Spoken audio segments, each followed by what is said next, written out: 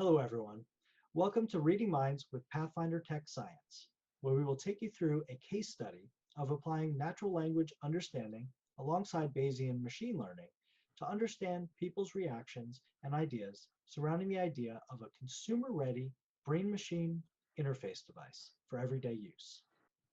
My name is Rob Pascal, President of MAI Research and Chief Analytics Officer of Pathfinder Analytics. I am joined today by Paula Nyfield. And Paula, you want to introduce yourself? Hi, everybody. I'm Paula Nyfield. I'm an Executive VP with MAI Research. Now, I'd like to first tell you a little bit about MAI because I'm not sure who knows about us and who doesn't. So we are an independent custom market research insights company. We've been around for a while. We've been around since '82.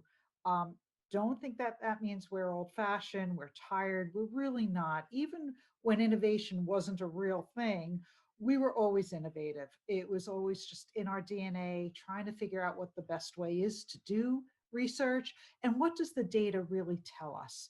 We work on a wide array of research projects from more tactical concept screening, concept testing, product testing, strategic white space exploration, shopper journeys, tracking, AMUs. We also do a lot of choice modeling as well as simulations and sales forecasting. And Pathfinder Analytics was split from MAI a few years ago as it began to take on its own identity from just being an advanced analytics department within MAI. And Pathfinder really represents the combination of artificial intelligence with human experience, combining the best that AI has to offer while also recognizing their limitations to automated techniques. And so by applying our research expertise and category experience to the information that we get from the AI techniques, we get to craft better recommendations for business objectives. And recently, Elon Musk announced that the Neuralink will be undergoing human trials soon, in the next year or so. The Neuralink is a brain-machine interface device that is intended to be used for medical purposes, but that application isn't exactly new. What is new, though, is that Elon Musk mentioned that he wanted to expand that to everyday use for communication between people and with their electronics. So this, of course, caused a lot of media hype. And this led us to think it might be interesting to see just what the general consumer would think of such a device. So what we did was we spoke to 300 consumers. It was a nationally representative sample. The study was conducted online. We were talking to adults 18 plus. We made sure we set quotas for age and gender so that it does mirror population parameters. It was a pretty short survey. We only had about 10 minutes of survey time, but we got a lot of information. We first exposed people to the whole idea of what is a brain-machine interface. Then we wanted to get their gut reactions, what was their initial thoughts and feelings, trying to tap into that system one. So after we did that and we got the initial responses, then we wanted to get more deliberate, thoughtful responses. We asked how interested they were in such a device on a 5-point scale. We asked some open-ended questions where we really asked them to think about, well, what would this do? Or how would it impact you personally? And how would it impact society?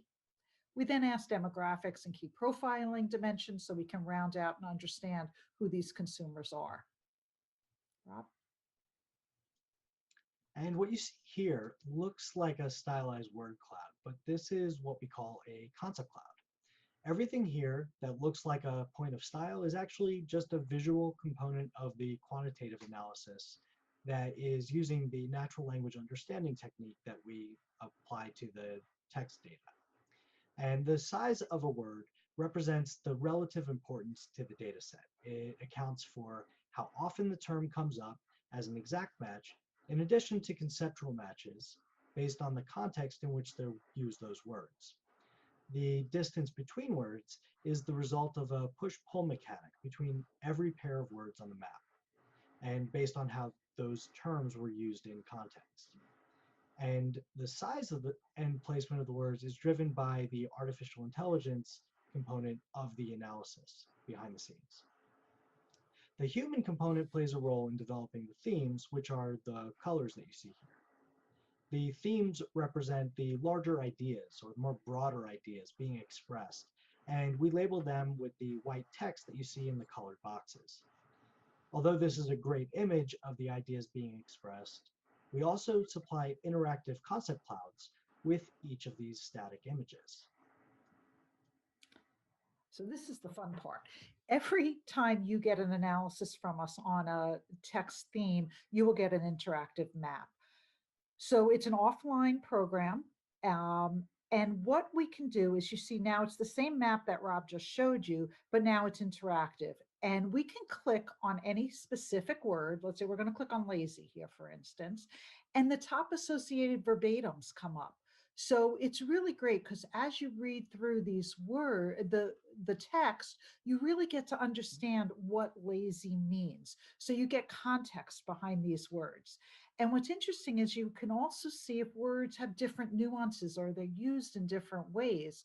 For instance, with lazy, we had, some negative responses, such as I think people will interact significantly less with others. I think people will epitomize laziness.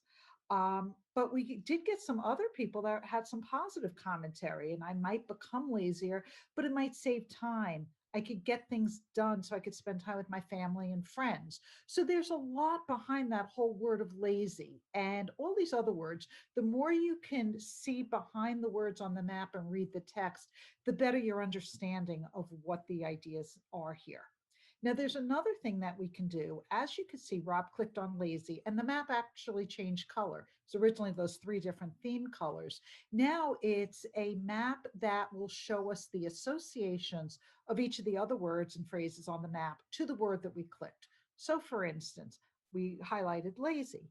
You could see that the brighter words, less interaction or less communication, if you start hovering over them, you'll see we have 0.786, 0.73 as a connection. Even up on top, there's a phrase more intelligent that's pretty bright.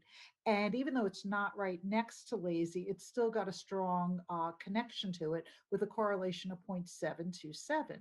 Now, the words that are darker or red tend to have less association with the target word that we clicked. So you might see if you hovered over something like human, um, there's a 2.93.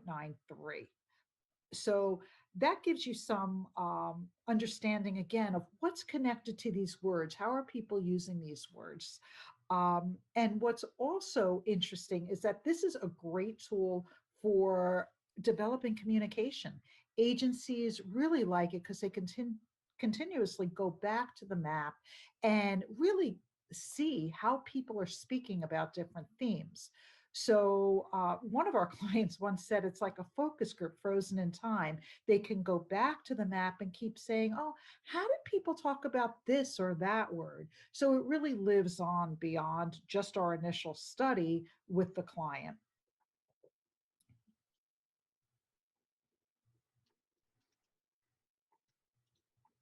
And along with the more visual interactive maps, we can also look into the numbers behind the scenes in a set of outputs that we call text synopsis.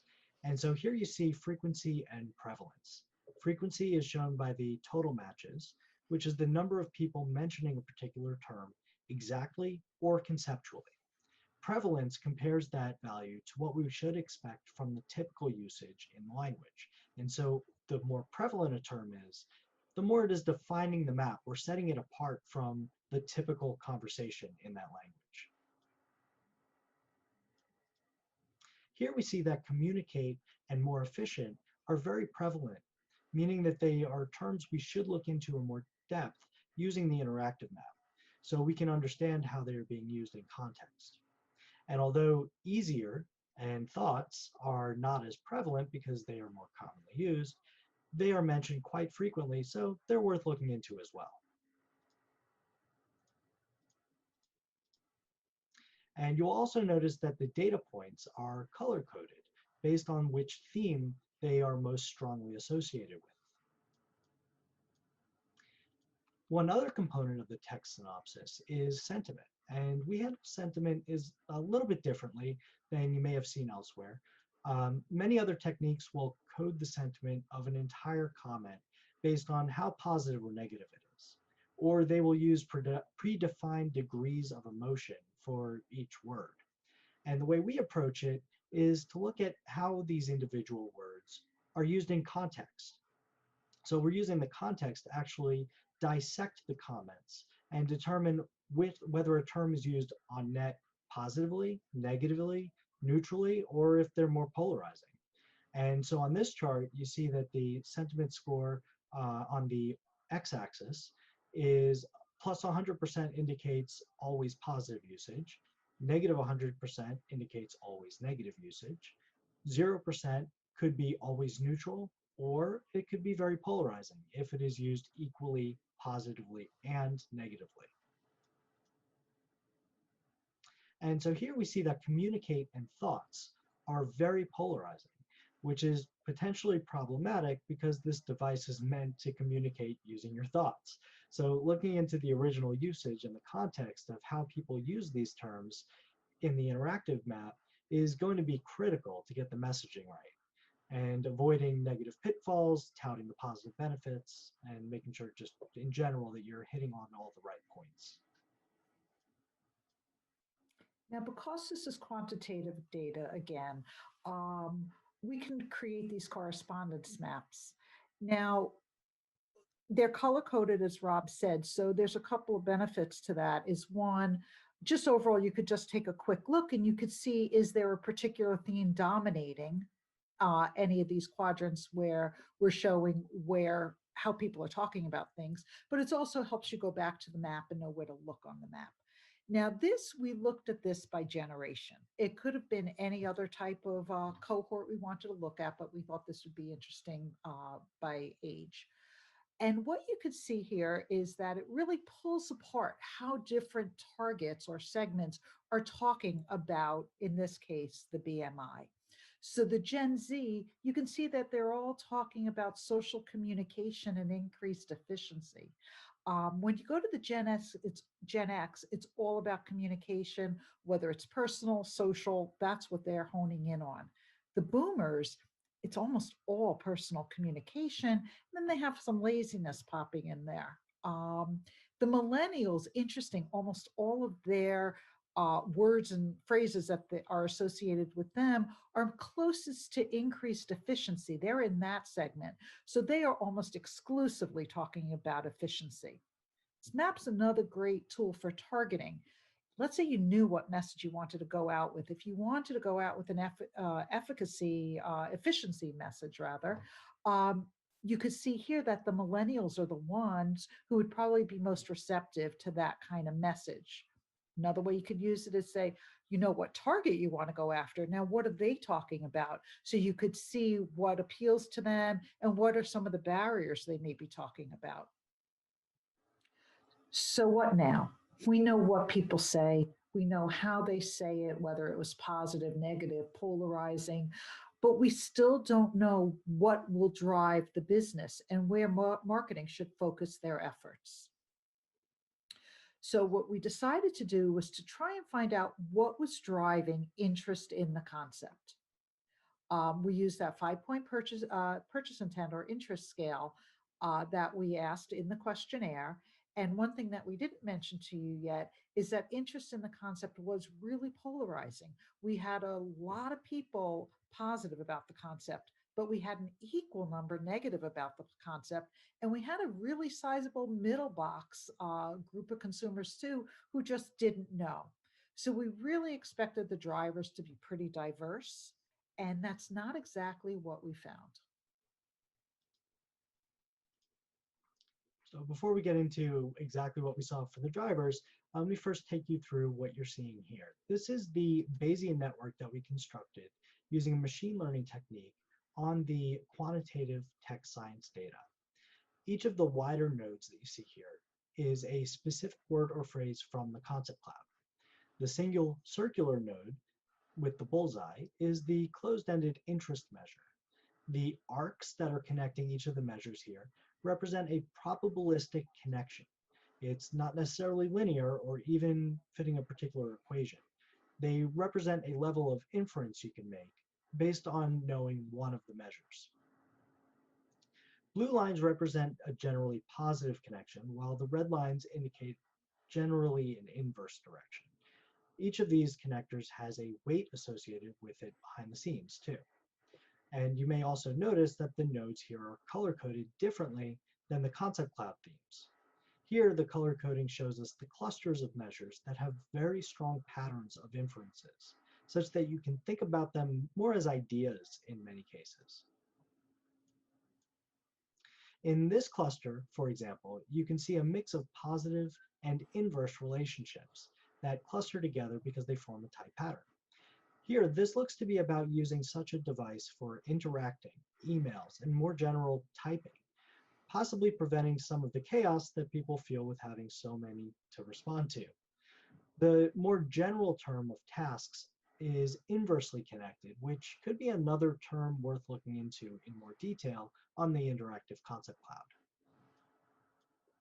But now I want to focus on what is actually driving interest.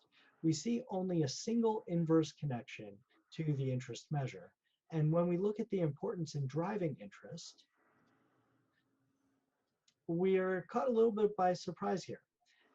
First, all of the drivers are negative, shown by the red values, and most of them are from a single cluster, shown by the color of the bars.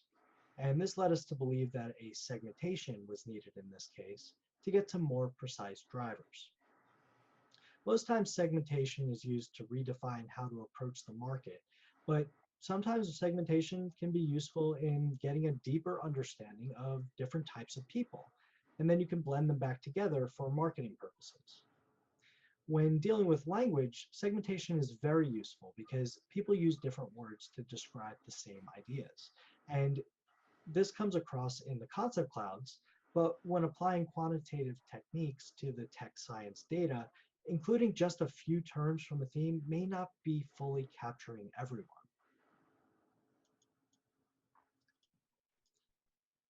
In this case, we want to use segmentation to break people into groups based entirely using the open-ended data.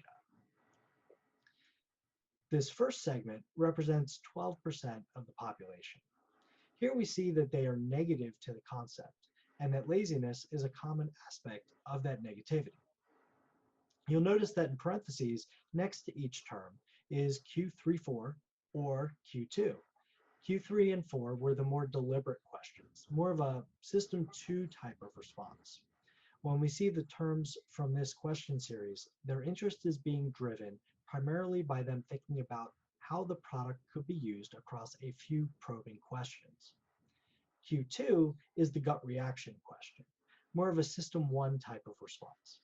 When we see the drivers from this question series, their interest is driven by that gut reaction response. And so these types of drivers will be harder to impact directly, because if a gut reaction is driving interest, they're hypothetically less open to hearing new information, and messaging to them may be more difficult.